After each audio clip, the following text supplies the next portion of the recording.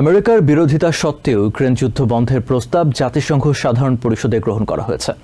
এতে এই যুদ্ধের জন্য রাশিয়াকে দায়ী করা হয়। তবে আমেরিকা এই প্রস্তাবের বিরোধিতা করেছে। তাদের প্রস্তাবে যুদ্ধের জন্য রাশিয়াকে দায়ী করা হয়নি।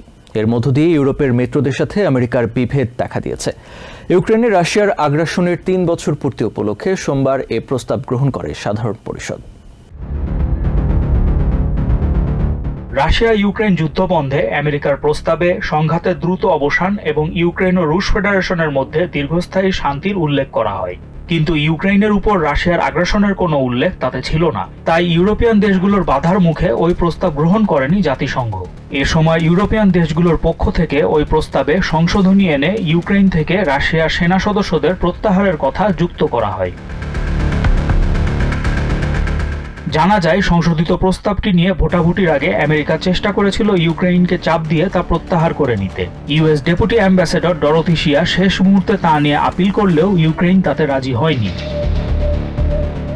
জাতিসংঘে আমেরিকার প্রস্তাব প্রত্যাখ্যাত হওয়া ট্রাম্প প্রশাসনের জন্য একটা বিব্রতকর বিষয়। যদিও সাধারণ পরিষদে গৃহীত প্রস্তাব প্রতিপালনে আইনগতভাবে বাধ্যবাধকতা থাকে না, তবে এটাকে কোনো একটা বিষয়ে বিশ্ব মতামতের ব্যারোমিটার হিসেবে দেখা যেতে পারে। যুদ্ধবন্ধে ইউরোপীয় দেশগুলোর উত্থাপিত প্রস্তাবটিতে বলা হয়, ইউক্রেনের পাশাপাশি গোটা বিশ্বের স্থিতিশীলতার জন্য এই রাশিয়ার আগ্রাসন অত্যন্ত বিধ্বংসী ও দীর্ঘমেয়াদী বিপদ ডেকে নিয়ে আসবে। Ukrainian deputy minister of foreign affairs Mariana Betsa ভোটাভুটির আগে জাতিসংঘের সাধারণ পরিষদে বলেন, রাশিয়া মনে করেছিল ইউক্রেন আত্মসমর্পণ করবে, কিন্তু রাশিয়া হিসাবে মারাত্মক ভুল করেছিল। We need clear guidance, not just silence, weapons, temporality, no just ceasefire.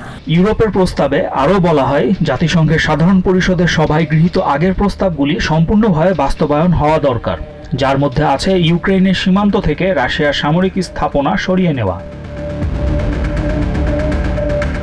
জাতিসংঘের সাধারণ পরিষদে ইউরোপের প্রস্তাবের পক্ষে ভোট পড়ে 93টি, বিপক্ষে পড়ে 8টি এবং আমেরিকা সহ 73টি সদস্য রাষ্ট্র ভোটদানে বিরত থাকে। Cyrus Rahman, TVN 24 news desk.